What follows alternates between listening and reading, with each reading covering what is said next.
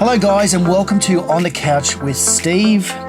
This is a podcast where we help you navigate the world of buying and selling real estate. I'm Steve Athanates. I'm the owner of NG Real Estate Ipswich. Today, we're talking about the all-important market update for the Ipswich and Brisbane marketplaces. I'm joined today by Kira from River 949. Kira's done some research today, and she's going to ask me a series of questions about what's happening with our real estate markets. Absolutely. Thanks for having me. Pleasure to have you.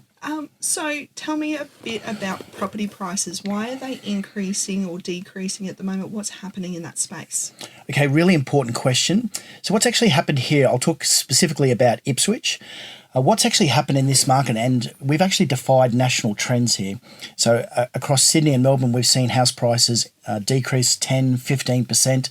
In some parts of Melbourne, they've gone back to pre-COVID prices. So that's potentially a 30% drop. So they did have a 30% increase. Now they've come all the way back again. Here in Ipswich, we've had less than 1% drop over the last 6 months, which is really quite amazing. What's going to happen into the future? Only time will tell. Obviously, I don't have a crystal ball. Kira, do you have a crystal ball? No, I don't. Okay, good for the people at home to know. But at the end of the day, they are going, at the moment, they're not moving at all. Yeah. We haven't seen any decreases. They're up 30% over what they were basically 2 years ago. So it's really good news. If you own a house today, right, you've probably picked up 30% of equity for really doing nothing. Yeah. All right. So in terms of decreases, market pressures, obviously inflation's through the roof. We've seen 8 consecutive interest rate rises. There's talk that we'll get more in 2023. Yeah. Again, we'll have to wait and see exactly what happens there, but it's more probably inflationary pressures that are going to put some pressure on house prices. Yeah, yeah. So is there a reason behind why they're increasing or decreasing? Is there like telltale signs or?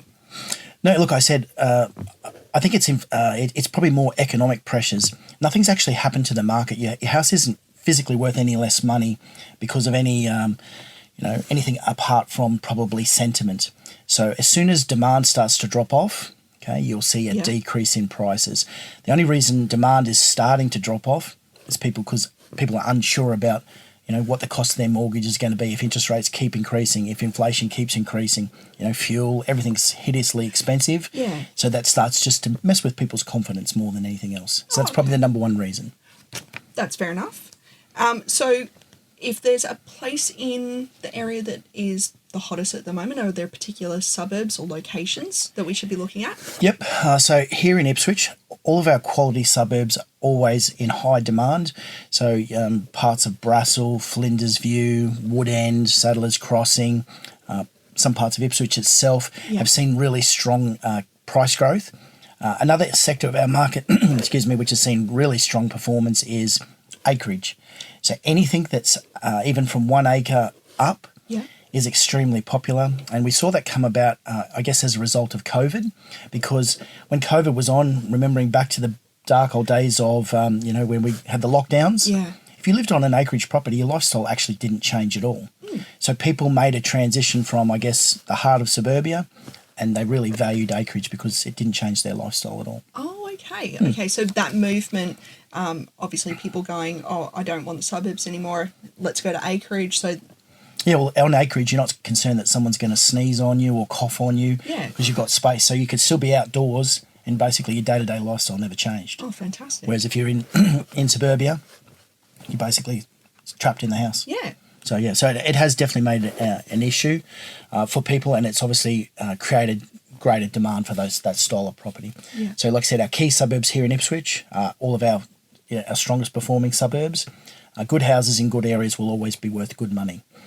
In Brisbane, some of the areas, Graceville has seen really strong price growth and is continuing to see it even in a market where there is downward pressure on prices.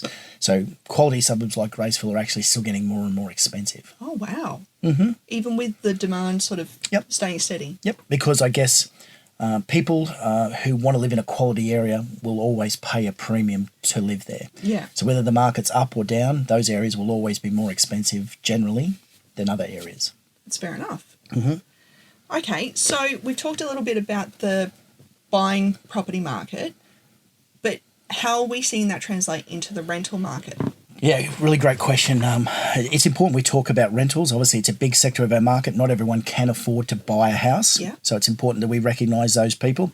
So the rental market has seen really, really strong growth. And it's not uncommon that something that you would have rented, a year ago for, say, $380, you're now paying $480 to $500. Wow. So it is quite a steep incline in terms of rental values. And it's based on supply versus demand. Yeah. There is a huge demand and there is a really limited supply. So that is pushing prices up. We have seen some agents, unfortunately, acting probably a little unscrupulously in terms of, opening up to the highest bid. Yeah. Okay, I believe they're looking to outlaw that sort of behaviour. What we find generally is that most owners are actually really quite fair. Yeah. All they're really doing is they're passing on their own costs. Yeah. Their mortgages have become more expensive. Their cost of living has become more expensive. So, yes, they do have to put the rents up in order to compensate for the costs that they're incurring. Yeah. Because, they've got families and stuff the same as everyone else. And what we do find, surprisingly, maybe for a lot of people, is that a lot of our owners, and we manage about 700 properties here in Ipswich, a lot of our owners will actually give our tenants a subsidised rent so they don't go the full market clip. Yeah. If they're a good tenant, they pay their rent on time, they don't damage the property, they report maintenance that needs to be done. Yeah. So our owners will actually reward those people and not charge them full price. If their existing tenant moves out and it goes to the open market, probably a little bit more different story. They'll rely on us to do a comparative market analysis, work out what the current rental is for their property, and they will get full market value for it. But that's fair to somebody who has an investment property, because at the end of the day, you're making sure that their best interest is always at heart. We have to. They're our client. Yeah. So the Act has very specific responsibilities on us that we have to be seeing what's in the best interest of our client.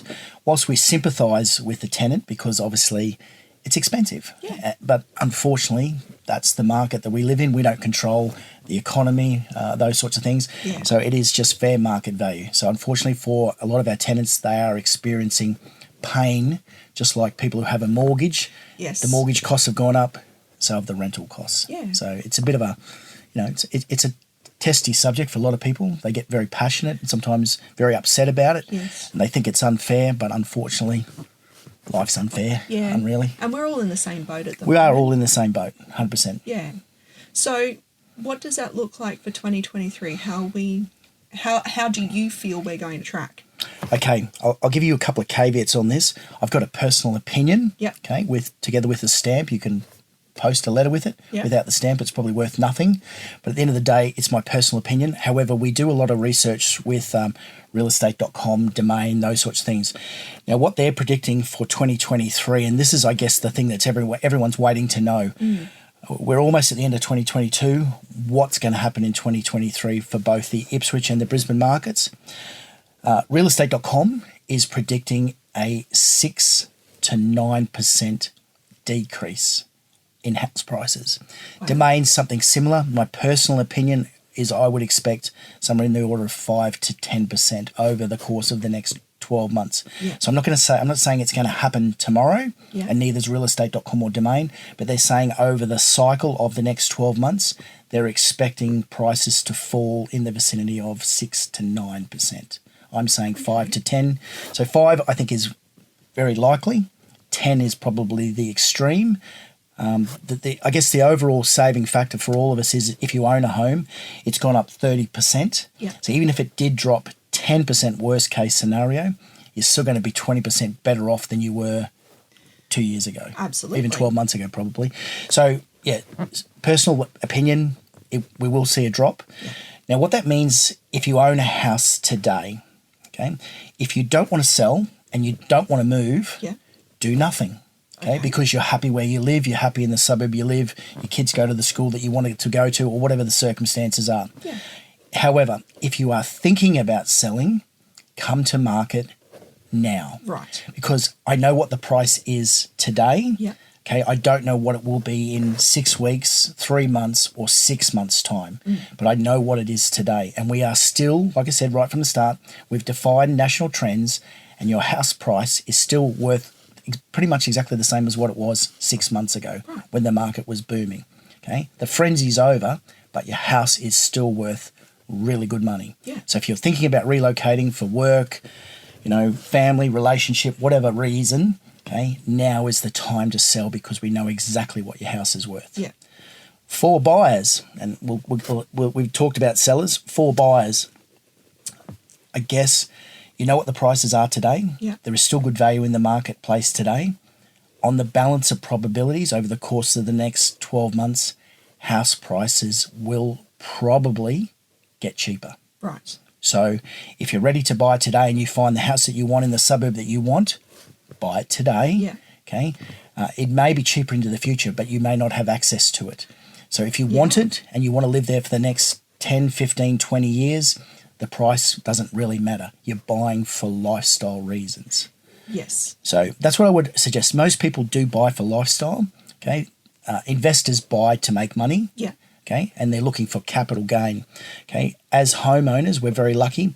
Home ownership is the only tax-free investment we get in our whole life. Okay, so whatever money we make on our personal homes, we don't get taxed on. Yeah. But most people don't buy a house with the view of making money. No. No, they don't. No, it's the family home.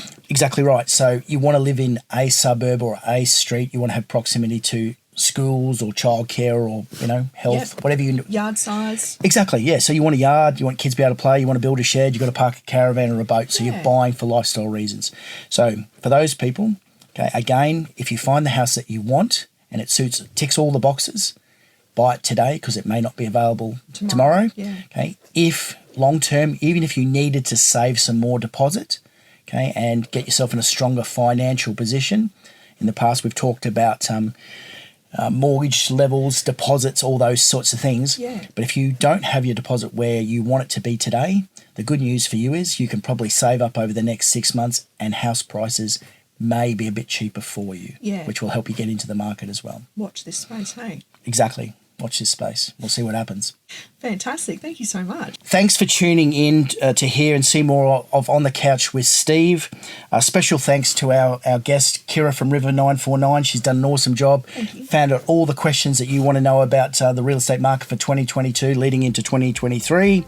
If you have any questions or any comments about the topics that we shared today, we'd love to hear from you on our socials. Please stay tuned for more from me. I'm Steve Athanates. We'll see you soon.